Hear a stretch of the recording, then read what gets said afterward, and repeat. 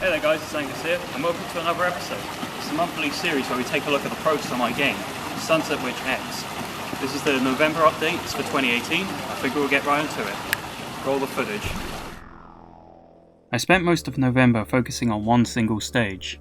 You might recall from last month I showed off this idea, pushing an object onto the door switch. Well, since then I expanded it into an entire stage. The first thing you see is a laser barrier. There's a switch to open a door, but you can't get to it. Touching the laser barrier destroys you. You then notice the small statue and then begin to shoot it. You move it into the pit, where it disables the laser and presses the switch. In the next room we have the same situation, except now you know what to do. Moving up and over, you see these doors from before. These doors only allow you to enter if you're coming in from the left. I realised I didn't make this clear in the design initially, so I since added an arrow onto it. Anyway, you enter this room where the doors only open when you're close by.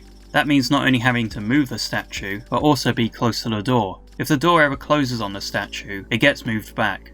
But once it's through the door, you get it to hit the switch, and you're off to the next room. From here, this is where the stage truly begins. If you go to the top of this room, you get a nice view of a late sunset. There's no gameplay need for this, I just thought players would like a nice view of the sunset.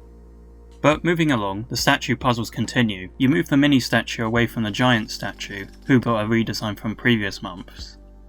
As you move the mini statue down, you notice the statues stop the lasers, but this time it doesn't have to press any switches. This will show that not all statue puzzles will be the same.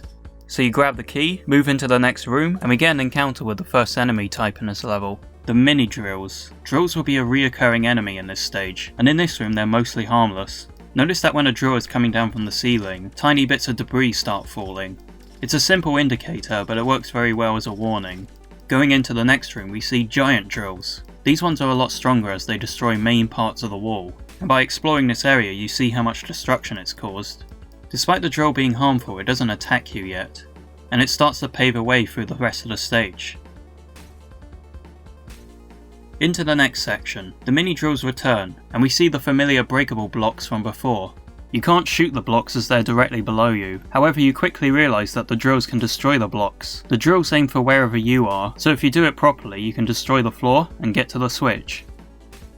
And the room following expands on this idea. The aim of the room is to keep going down, so it's a matter of letting the drills lead the way down. There's also a fun bonus for those who master this technique. There are boxes with gems inside them, which once again you can't shoot. If you lead the drills to the box, then you get some extra gems. It should be noted the camera can't move up during these segments, as you wouldn't want to take damage from an off-screen enemy. In the next few rooms we get the last few challenges using the statue. At first it's familiar territory, however to finish the area we now need to destroy the blocks below it. And then we get a mix of mini drills and the statue puzzle. You have to guide the statue to the laser, without the bridge being destroyed by the drills. If you manage to disable the laser, you get a bonus stack of gems. However, if the bridge gets destroyed then you won't be able to get the gems. Thankfully this puzzle is completely optional. There aren't any consequences here, but it does foreshadow some future challenges. Moving on, we're on to the last phase of the level, and we have a bunch of masked statues. In the first round it's practice, in the second round you've gotten more used to it. However, the third phase is where it's interesting. There's a wall between you and the statue. As you know, you can't shoot through the walls with your regular shot. If you go below this breakable block, a mini drill comes down and destroys it. At this point you can destroy it from the back, and if you don't want to waste time you can quickly use a supercharge to defeat it. You notice a skull key door, but there's no skull key. And wham! The giant drill comes back. He destroys the door, and now you're in an empty room where everything gets dark. What happens next will be saved for later. Whew.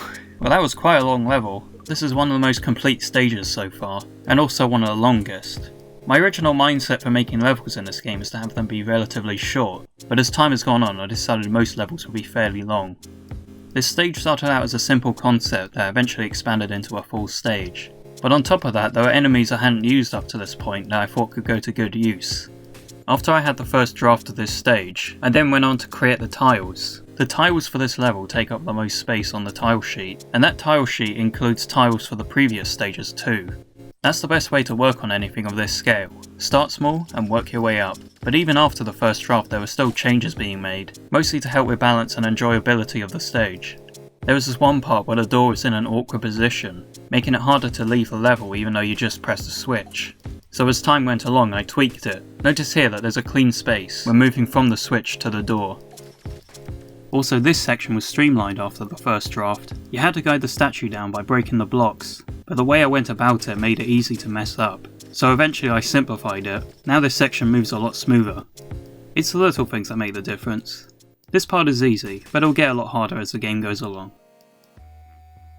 But that's pretty much it for this month of development. You can find the links to my usual places in the description below. Thanks again for watching, and I hope you enjoyed. Until next time, take care.